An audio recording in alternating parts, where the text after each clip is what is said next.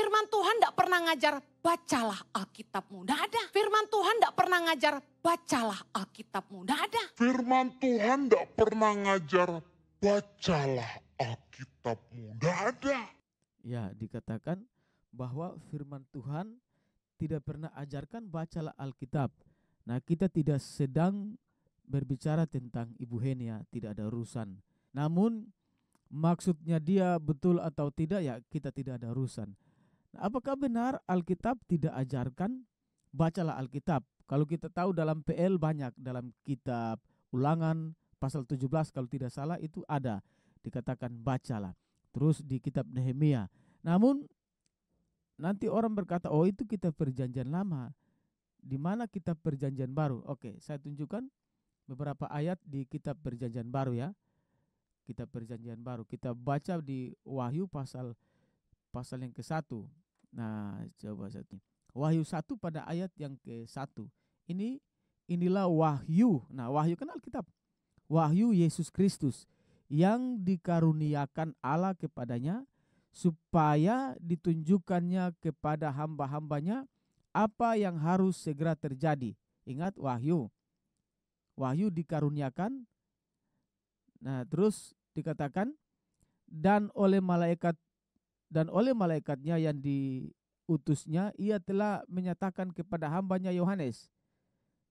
Ayat yang kedua, Yohanes telah bersaksi tentang firman Allah dan tentang kesaksian yang diberikan oleh Yesus Kristus, yaitu segala sesuatu yang telah dilihatnya. Terus ayat yang ketiga, berbahagialah ia yang membacakan dan mereka yang mendengarkan kata-kata nubuat ini dan yang menuruti apa yang ada tertulis di dalamnya. Nah, berarti apa yang diajarkan Ibu Heni itu salah. Apakah Alkitab tidak pernah menyuruh membaca Alkitab?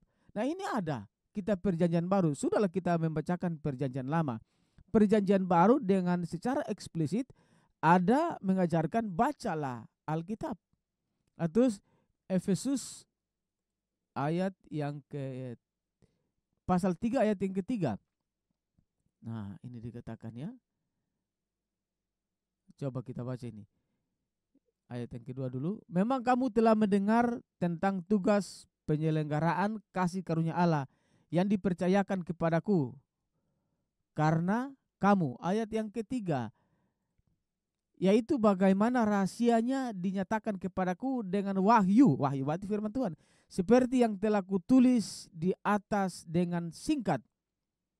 Ayat 4, apabila kamu membacanya, kamu dapat mengetahui daripadanya pengertianku dan rahasia Kristus.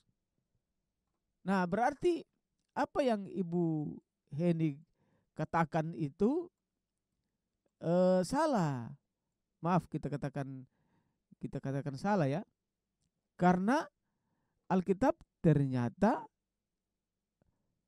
memberikan petunjuk bahwa membaca Alkitab.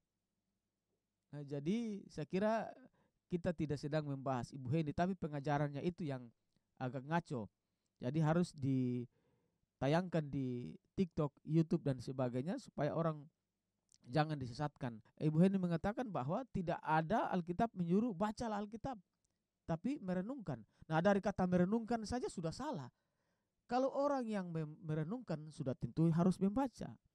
Nah, ayat-ayat secara eksplisit tadi saya tunjukkan bahwa Alkitab ternyata memberikan ajaran bahwa kita harus membaca Alkitab. Saya ambil dari perjanjian baru loh, bukan perjanjian lama. Ya, semoga bermanfaat. Tuhan Yesus memberkati.